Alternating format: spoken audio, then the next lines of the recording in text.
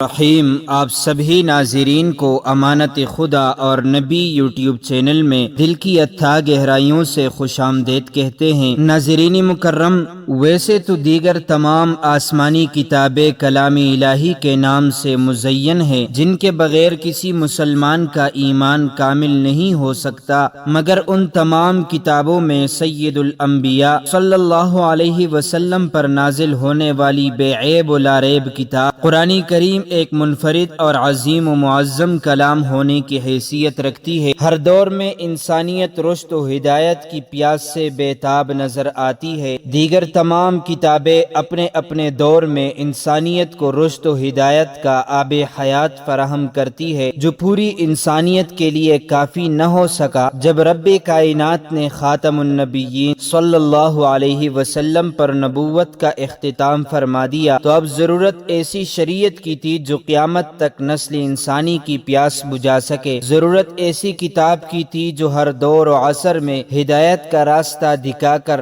فلاح انسانیت کا سبب بن سکے۔ رب کائنات نے فرما دیا، ان ھذا القرآن یہدی للتی ہی اقوم۔ دنیا کی کوئی کتاب وہ راستہ نہیں دکھا سکتی، دنیا کا کوئی صحیفہ وہ راستہ نہیں دکھا سکتا، دنیا کا کوئی قانون وہ راستہ نہیں دکھا سکتا جو راستہ قرآن کریم نے دکھایا ہے۔ یہدی للتی ہی اقوم، سب سے زیادہ سیدھا راستہ صرف قرآن کا راستہ ہے، دنیا کی کوئی طاقت جس کا مقابلہ نہیں کر سکتی۔ ناظرین مکرم، وجود انسانی دو چیزوں کے مجموعے کا نام ہے، ایک انسان کا بدن ہے اور دوسرا انسان کی روح ہے۔ دونوں کے مجموعے کا نام انسان کہلاتا ہے۔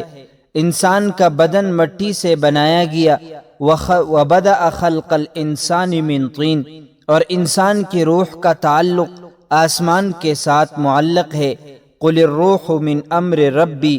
امام زمخشری رحمۃ اللہ علیہ اپنے شہرۂ آفاق تفسیری کشاف میں فرماتے ہیں، انسان کے بدن کو بھی غذا کی ضرورت ہے، انسان کی روح کو بھی غذا کی ضرورت ہے۔ بدن کی غذا فَأَنبَتْنَا فِيهَا حَبًّا وَعِنَبًا وَقَضْبًا وَزَيْتُونًا وَنَخْلًا، زمین سے غلہ اناج اگا کر انسان کے بدن کو غذا دی جاتی ہے۔ بدن کا تعلق مٹی سے ہے تو غذا بھی مٹی سے نکلنے والی چیزیں بنتی ہیں۔ انسان کی روح آسمان سے آتی ہے تو غذا بھی وہ چاہیے جو آسمان سے تعلق رکھتی ہو۔ تو پھر رب کائنات نے فرما دیا، وَكَذَلِكَ أَوْحَيْنَا إِلَيْكَ رُوحًا مِّنْ أَمْرِنَا، قرآن کو روح سے تعبیر کر کے اشارہ کر دیا۔ اگر بدن کی تقویت چاہتے ہو تو زمین کی پیداوار استعمال کرنی پڑے گی، اگر روح کی تقویت چاہتے ہو تو قرآن کا دامن تھامنا پڑے گا۔ وَنُنَزِّلُ مِنَ الْقُرْآنِ مَا هُوَ شِفَاءٌ وَرَحْمَةٌ لِّلْمُؤْمِنِينَ، قرآن شفا ہے۔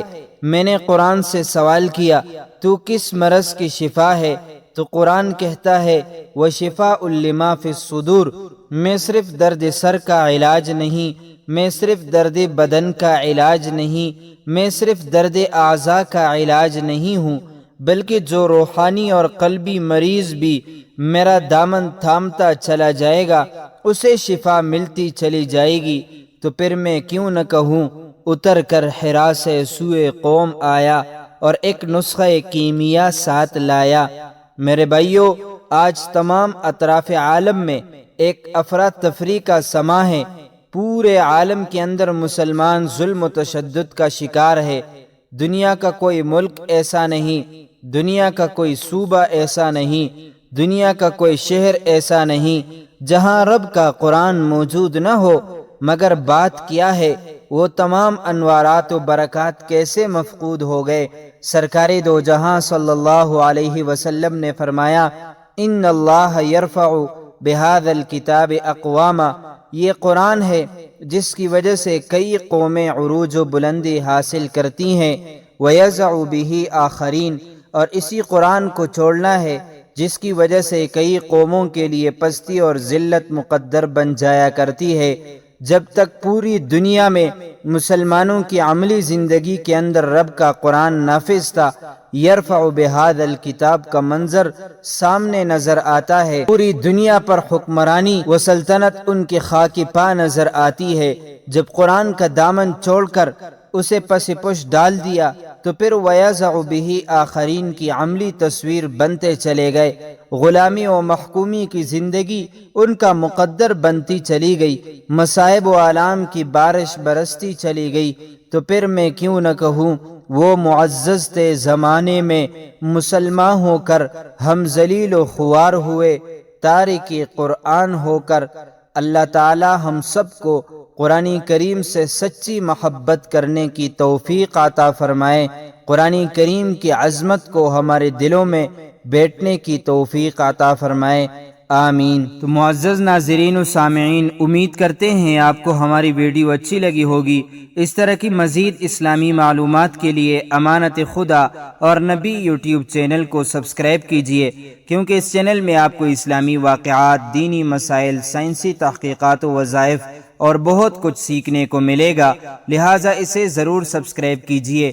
اگر زندگی کے لمحات مزید باقی رہے تو آپ کے لیے ایک اور بہترین ویڈیو بطور تحفہ اللہ تعالیٰ کی رضا کی خاطر پیش کروں گا۔